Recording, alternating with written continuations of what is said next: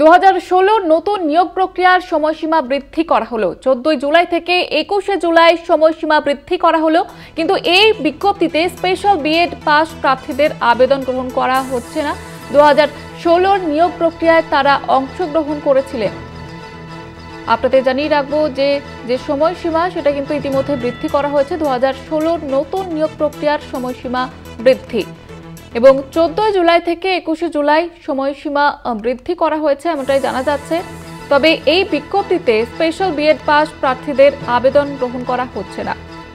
আপনাদের জানাবো 2016 নিয়োগ প্রক্রিয়ায় তারা অংশগ্রহণ করেছিল, তবে এই বিজ্ঞপ্তিতে তাদের উল্লেখ নেই এবং যে 14 জুলাই থেকে 21 জুলাই সময়সীমা বৃদ্ধি করা হয়েছে এবং বিজ্ঞপ্তি জারি করা হয়েছে ইতিমধ্যেই। তবে স্পেশাল বিএড পাস প্রার্থীদের আবেদন গ্রহণ করা হচ্ছে না, এই বিজ্ঞপ্তির মাধ্যমে সেটাই জানানো হয়েছে।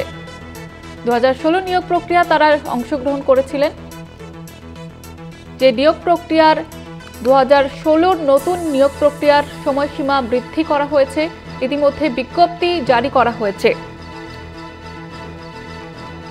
14 জুলাই থেকে 21 জুলাই সময়সীমা বৃদ্ধি করা হয়েছে।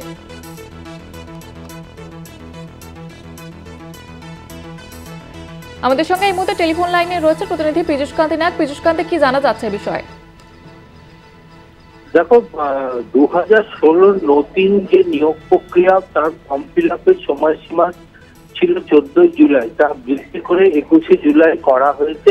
এর আগেই কিন্তু বিজ্ঞপ্তি জারি করে এই বিষয়টি জানানো হয়েছিল। আজকে কলকাতা হাইকোর্টের আইনজীবী জানান যে সময়সীমা বৃদ্ধি করা হয়েছে।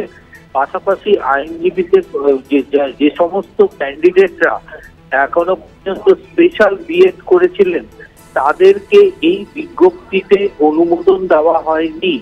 এদিকে তারা চাকরিরত ছিলেন, তাই আবেদনকারীর পক্ষ থেকে বিচারপতি সৌমেন সেনের দৃষ্টি আকর্ষণ করে জানানো হয়, মামলা দায়েরের অনুমতি চাওয়া হয় যে স্পেশাল বিএড যে সমস্ত ক্যান্ডিডেটরা চাকরিরত ছিলেন তাদেরকে এই বিজ্ঞপ্তিতে আবেদন করার সুযোগ দেওয়া হোক।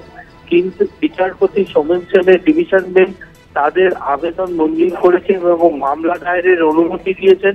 আগামী বুধবার এই মামলার শুনানির সম্ভাবনা রয়েছে।